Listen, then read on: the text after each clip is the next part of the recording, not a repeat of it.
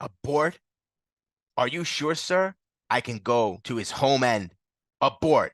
I want to study that kid, not kill him. Quote, Norman Osborn, Ultimate Spider-Man, Volume 1, Issue 1, Powerless. At Osborn Industry, Norman Osborn is hard at work with his genetic technicians. They are using various subjects, such as spiders, on the Oz project. As Norman has to talk with his lawyer over the phone urgently, his assistant fails to cap the container on the spider case and the Arachnid escapes. Elsewhere in Queens, Peter Parker reads a chemistry book in a mall food court. As he tries to study, some rowdy teenagers pester him by throwing food. A sympathetic redhead, Mary Jane Watson, looks on with sadness. Before the other teens can stir up more trouble, Peter's uncle Ben Parker shows up and wrangles Mary Jane into a conversation with Peter and him. The next day at his public school, Peter is further instigated by Flash and his big friend, but Harry Osborn shows up and helps the guys to leave Peter alone. Peter and Harry are friends, even though Harry is on the team with the other lug. Later that evening, Ben and May Parker discuss the possibility that Peter may have social anxiety disorder, but Peter just shrugs it off. Harry comes by so they can study, and it is revealed Peter's parents had died in a plane crash. When Peter trails off about an adhesive invention his father had worked on before dying, Harry ends up leaving. Norman is too busy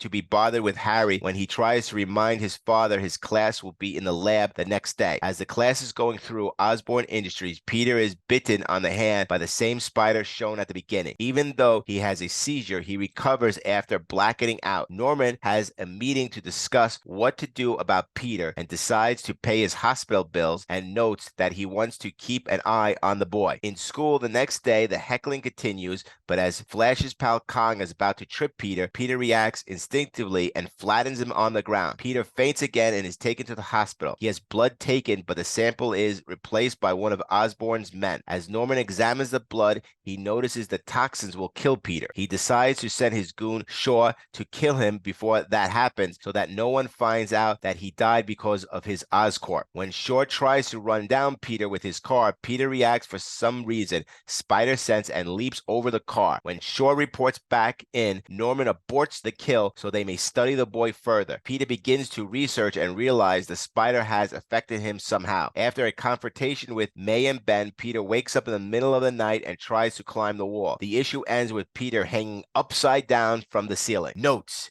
based on the Amazing Fantasy number 15 issued by Stan Lee and Stephen Ditko. The genetic spider is Oz Experiment 56. It's Arachnid number 00. Flash comment that Peter is going to pull a Carrie. This is a reference to the Stephen King novel and eventually film Carrie, in which he picked on a school outcast with powers, takes revenge on her classmates with violence. The school bus driver is wearing an Aerosmith hat, likely a pun on the road rock band Aerosmith. He also bears a striking resemblance to Otto, the school bus driver on The Simpsons. Next issue, Ultimate Spider-Man, Volume 1, Issue 2, Growing Pains. Synopsis: you think getting superpowers would make your life easier, right? Tell that to Peter Parker. Between freaking out at school and lashing out at home, Peter is finding that a little bite from a spider is turning out to be a huge problem. Plus, industrialist Norman Osborn wants a young Parker to be studied by his employee, Dr. Otto Octavius.